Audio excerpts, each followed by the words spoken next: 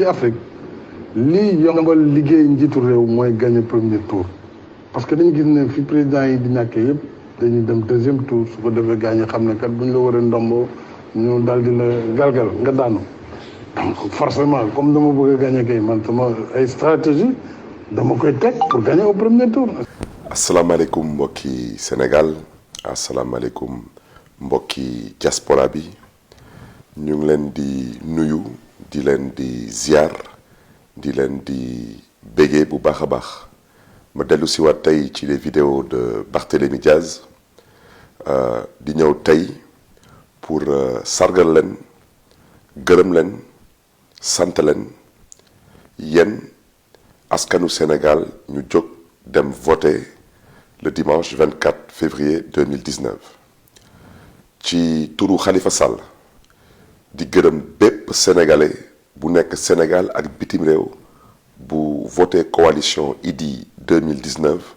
comme nu ko Khalifa Sall bëggoon ñu ngi leen di ci gërëm di leen di ci sant bu baax a baax di encourager tamit candidat yu nga xam ne ni dañu seqoon ak ñoom ngéew bi moo xam suñu doomu ndey Ousmane Sonko ñu ngi koy féliciter bu baax a baax le professeur Issa Sall di tamit féliciter bu baax a baax suñu nijaay monsieur le ministre Madické Niang lu ma bëggoon wax nag mbokk yi mooy na ngeen gën a góorgóorlu ci taxawaay bi parce que second tour si kattanu yàlla dina am ñun am na lu ñu waxoon jëloon ko ci engagement mooy daanaka ñun yoon may ñu sañ-sañ ñu ne dañuy publier ay résultats wante mënuñu tamit nangu toog di gis ay nafiq di gis ay saay-saay ñu ngeen xam ne ni dañu bëgg a nelawal askan wi te yàlla xam ne ni que Sénégal kenn gëmantewul kon nag lu am mooy gis ngeen ko daanaka seen premier ministre am na lu mu bëggoon def ci forcing pour dugal ko ci boppu askan wi lànk bañ tey ñu ngi sukkandiku ci ay organes de presse pour di diffuser ay chiffres yu méngoowul ak dëgg bi te yéen ñëpp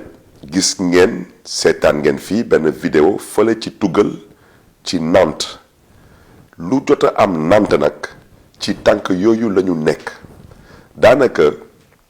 dañuy jël suñu ay PV mooy suñu procès-verbaux yi ñu nga xam ne ni ñoom seen mandataire signé nañu ñun suñu bos tamit signé nañu ba Sénat signé lan la ñuy def dañuy dem jëli ay yeneen PV bind lu leen neex parce que ay saay-saay la ñu te loolu mooy dëgg scanner suñu ay signature ak scanner signature u Sénat di ko teg ci kaw PV yi te Macky Sall ak may dégg te loolu moo am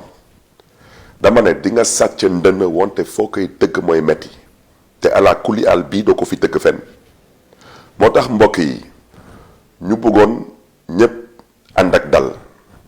xeex su noree jot rek na ngeen jàpp ne ni que dina jotagul parce que nag Macky Sall lu mu nekkee Sénégal suñ ko bàyyee ci loolu soxlutul ñuy jóg di dem ci élection parce que moom ak ñu mu àndal ci tànk ñàkk fayda la ñuy dox tànk ñàkk jom ñàkk kerse ak ñàkk wëllëre kon nag nit bu mel noonu daanaka ci gàttal kooku bandi la bandi nag dafa am nu ñuy taxawee suñu amee problème ak bandi parce que nag am na lu ngeen xam ne ni kenn du ko fi nangu moo tax ñu ne bépp PV bu ñu am te signature Sénat nekk ci suñu bos nekk ci ak bosu mandataire Macky Sall nekk ci dañ koy compiler génnee ko ndax sénégalais yi mën a xam bu baax a baax lan la ñu nekkee ñoom njabootu Benno Bokk Yaakaar ci lu ñu nekk nag noonu dafa am ay complices yuy ànd ak ñoom waaw complices yooyu ñu ngi biir DAF ñu ngi biir direction générale des élections ñu ngi biir Sénat ñu ngi biir cour d'appel te loolu mooy dëgg du ma sori nag ci le juge Demba Kandji parce que nag ku ndóomin rey sa maam foo gisee lu ñuul moom doo tàggoo kenn moo tax ñu ne xuloowuñu ak kenn xëccoowuñu ak kenn wante lu ngeen nam ma def mooy jàll premier tour duñ ci ànd tey duñ ci ànd ëllëg te lu ñu wax dafa leer chiffres yu ñuy génn loolu la sénégalais yi voté te chiffres yu ñuy génne dañ koy génne joxe ay procès-verbaux yi di ngeen ci gis cachet Sénat di ngeen ci gis suñu cachet ak suñu signature te di ngeen gis bépp candidat bu fa nekkoon y compris candidat Macky Sall parce que bureau de vote yëpp amoon na fa représentant ñoom ñu signé te PV yooyu moo baax kon nag mbokk yi chiffres yu ñuy génn nii Sénégal fu mu tollu tey nii ci démocratie fu nouvelle technologie tollu tey ce n'est pas possible que élection am dimanche ñu bëgg gën a ay résultats vendredi te tendance yi noroon nañ ko am te ñoom tey mënuñu am ay tendance yu bokkul ak suñu ay tendance te loolu mooy dëgg te Macky Sall nag may dégg nangul nañ Macky Sall moom moo nekk ci kanam daanaka nangu nañu ko Macky Sall tey su nekkoon raw gàddu mooy falu kooku nangu nañ ko wante élection bi du raw gàddu waaw élection bi daanaka il faut nga am 50% ak lu ci tegu pour mën a wax ne que yaa gagné premier tour du ma sori ci wax ci parce que ku ñu duma Diourbel ku nga xam ne dañ ko duma Dakar parce que ginnaaw Rufisque amul benn département du Dakar du Pikine du Guédiawaye fu ngeen xam ne ni am na fa 50% gañewul Dakar gañewul Pikine gañewul Guédiawaye bii ba premier ministre génnee nee na dañ fa am lu ëpp 90% wante su ñu demee ba am premier ministre bu dul wax dëgg lu am ba am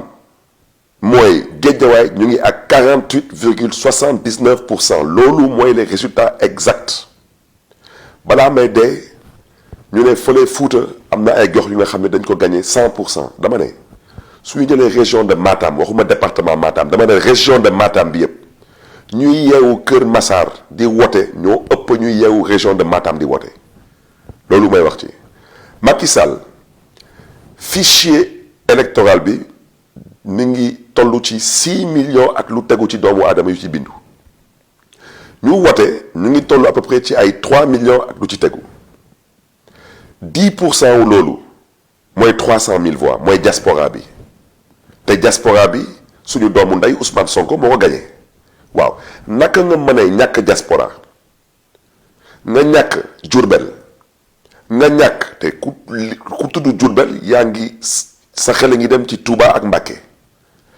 nga ñàkk Dakar ñetti département gagné benn département mooy Rufisque Thiès nga perte département bi yépp